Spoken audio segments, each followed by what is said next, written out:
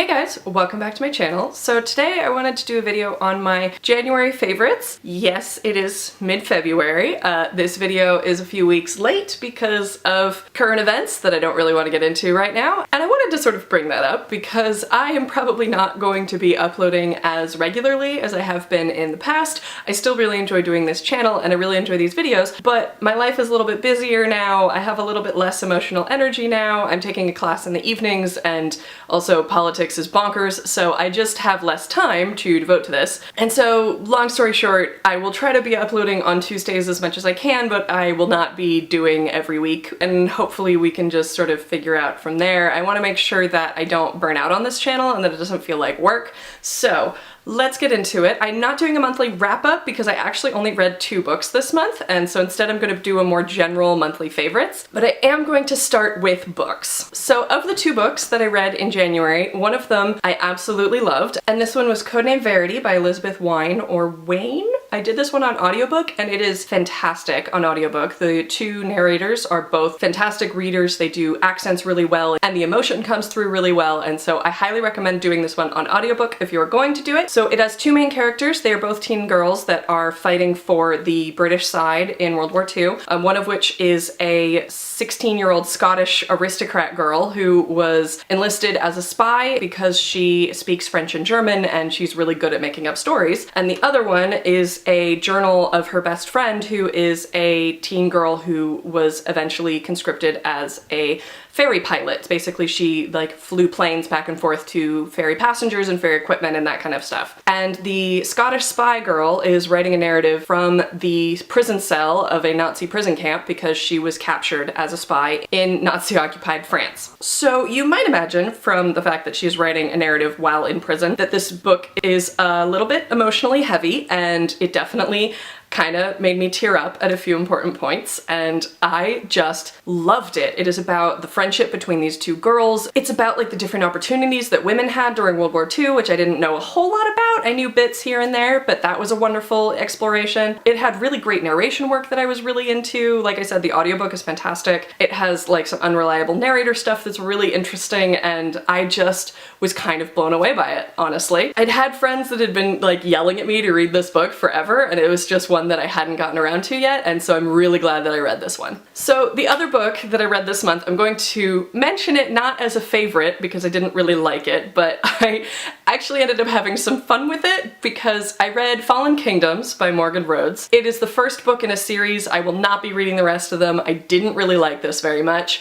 It wasn't like offensively bad, but it was so predictable. It was just completely chock full of overused tropes and just flat characterization, so much so that I created a fantasy trope bingo card that I filled out with all of the things that this book did. And in fact, there were a few more that I ran out of room for on this card, and this is the reason that this is on the favorites, because I didn't really enjoy the book, but I did enjoy the project of making this. So since I only read 2 books this month, that is it for the book section, but let's move on to TV. So this first one that I'm going to mention is kind of cheating because it would have been a December favorites if I'd done December favorites, but I'm pretty sure I watched it at some point in January, and so I'm just going to include it. This is the anime Yuri on Ice, which has completely taken over the internet and my life. If you somehow don't know what Yuri on Ice is, it is a figure skating anime that is a competitive sports anime but featuring figure skaters, and also the main romantic pairing is between 2 guys. It is an absolutely lovely depiction of a sport that I didn't really know a whole lot about. It is a lovely depiction of a person struggling through low self-esteem and anxiety. It is a absolutely wonderful romantic storyline, and it is basically just everything I didn't know I wanted because I didn't really care about figure skating, but now I do, and I also just care about all of them in this show so much, and I really, really hope that we get another season of it. The basic plot of Yuri on Ice is about a main character named Yuri who is a competitive figure skater internationally, and he had a very bad season for a multitude of personal reasons, and he is debating whether or not he wants to retire or continue on for another season when suddenly his absolute idol, who is the Russian figure skater Viktor Nikiforov, I can't say that, who's his idol Victor, shows up at his family hot spring hotel and tells Yuri that he is going to be his coach. And Yuri had no idea that this was going to happen, and so it sort of goes on from there. And Yuri and Victor are obviously the main romantic couple. It develops really slowly and really sweetly, and I'm just so in love with this show and the way that it portrays healthy competition and the way that it portrays the romance between these two guys. I just love it so much. So the other TV favorite that I wanted to mention is one that I really enjoyed but hasn't gotten talked about a whole lot that I know about. It is the Netflix original series Travelers. It is a time travel story that involves people from our future, distantly in the future, I don't know exactly when, having their consciousness sent back into people that were about to die in our timeline.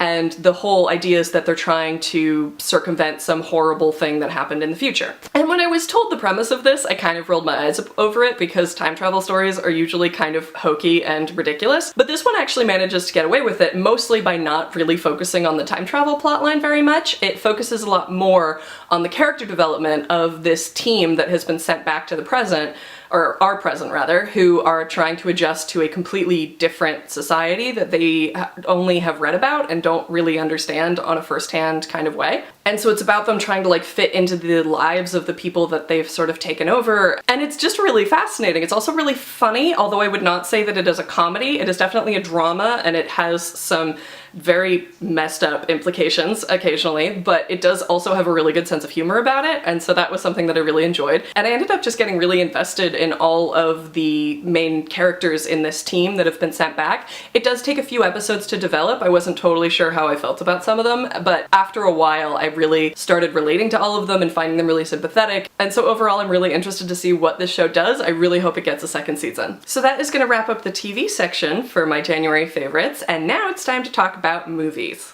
So the first of my two movie favorites for this month is going to be the wonderful, critically acclaimed, Oscar-nominated Hidden Figures. It stars Taraji P. Henson, Octavia Spencer, and Janelle Monáe, who were African-American scientists and mathematicians and engineers who worked with NASA during John Glenn's first orbit around the Earth. I feel like by now this movie has been talked about enough that you probably know what it's about and have maybe seen it already. If you haven't seen it though, see it now. See it before it goes out of theaters. See it immediately. It is completely wonderful. It was really uplifting. It was, you know, kind of difficult to watch in some parts because they're having to deal with shitty white people, but it was really nuanced and really fully developed, and I just fell in love with it. It was so moving and so satisfyingly emotional, and it was so good. Just trust me and go see it. The next movie that I wanted to mention for my movie favorites requires maybe a little bit more explanation and also a quick definition on what I consider a good movie.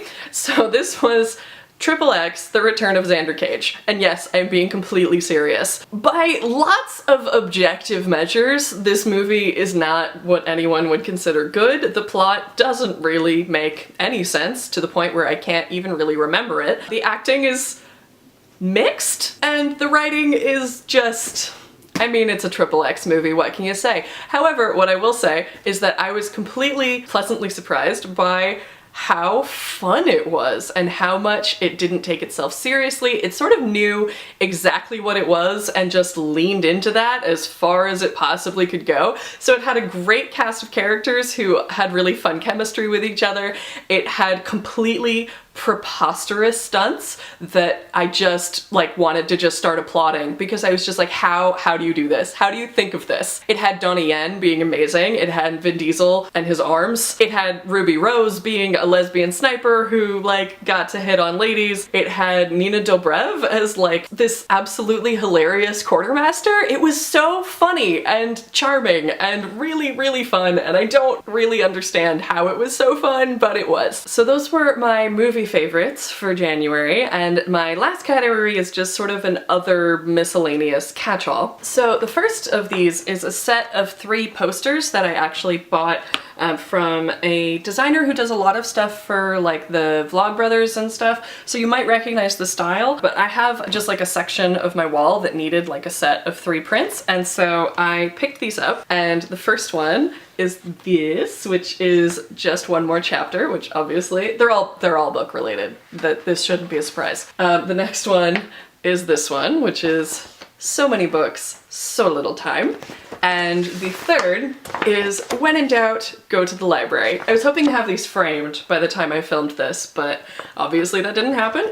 So these are gonna be framed and put up on my wall sometime soon. If you're interested in getting the posters, I will link the information of her store down below so you can pick them up also. She has a lot of different designs. The quality of the printing on those posters is also really good. Like, the quality of the ink and everything is really high, so I'm very pleased. And the last sort of miscellaneous favorite that I wanted to show you is a birthday present that my friend got for me.